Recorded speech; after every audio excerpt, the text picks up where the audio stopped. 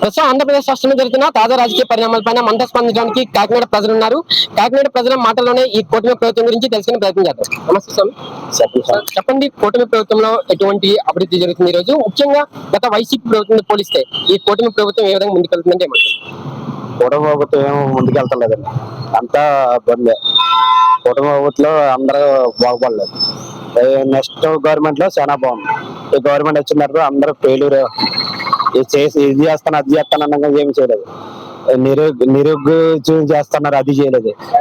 అమ్మఒడి అన్నారు, అమ్మఒడి ఒకరికి ఇచ్చి ఒకరు ఇవ్వనట్టుగా అయిపోయింది. కూటమి నాయకుడు చంద్రబాబు నాయుడు పవన్ కళ్యాణ్ వచ్చేస్తే ఏమైనా కాకినాడ జిల్లా బాగు చేసేస్తారు, ఏం లేదు. కాకినాడ జిల్లా అంత అసలు ఏమి లేదు. పిఠాపురం మళ్ళీ పుణ్యశాస్త్రం చేస్తున్నారు, పిఠాపురం పుణ్యశాస్త్రం చేయలేదు. అంత ఇప్పటికి ఏం లేదు. మా కూటమి జగన్మోహన్ రెడ్డి ఎన్ని సంవత్సరాలు చేస్తాడో, గుండెలు కట్టాడు, అన్ని తెలుసు. కానీ ఇక్కడ కూటమి ప్రభుత్వం వచ్చిన తర్వాత ప్రజలు అన్నది అసలు బాగుపడలేదు. అంటే ఈ రోజు సూపర్ 6 అంటూ అనేక హామీలు అమలు చేసేసాము మేము, మా కూటమి ప్రభుత్వం మంచి ప్రభుత్వంగా ముందుకెళ్తుంది ఈ యొక్క సంవత్సరాల పాలన అంటూ టీడీపీ అధినేత చంద్రబాబు కానీ లోకేష్ కానీ చెప్తున్న సందర్భం. మరి రియాలిటీలో గ్రౌండ్ రియాలిటీలో ప్రజలు అలా లేదంటారు. అంత పుంజుకోలేదు స్వామి. గవర్నమెంట్ ఏదో ఈఎం మీద గెలిచారు కానీ ప్రజలు ఓట్లు వేస్తే గెలలేదు ఏ నాయకుడు. అక్కడ జగన్మోహన్ 151 సీట్లు ప్రజల ఓట్ల మీద గెలిచాడు.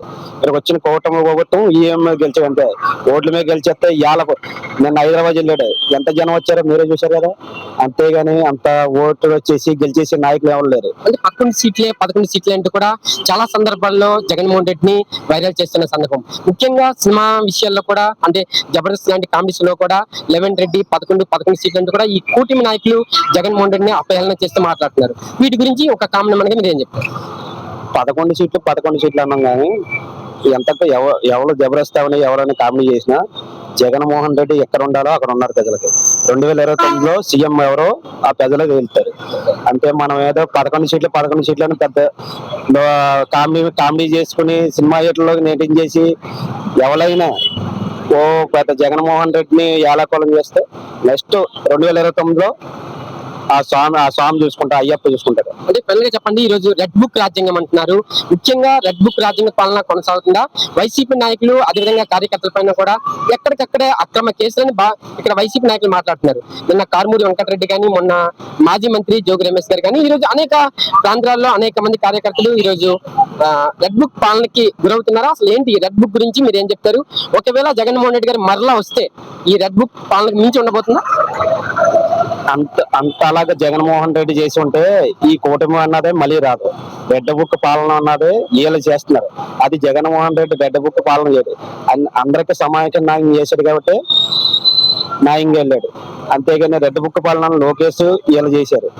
అంతేగాని రెడ్ బుక్ పాలన అన్నది ఏముండదు. జగన్మోహన్ రెడ్డి వస్తే మరి ఇంత ముందు 2019 ఎలాగ వెళ్ళాడో అలాగే వేస్తారు. కానీ అంత జగన్మోహన్ రెడ్డి అంత కేసులు పెట్టాడు, ప్రజలను అంత బాధ పెట్టాడు. వీళ్ళ రెడ్ బుక్ రాజ్యం వీళ్ళు నడిపించారు, అంత రెడ్ బుక్ రాజ్యం గట్రా నడిపించరు.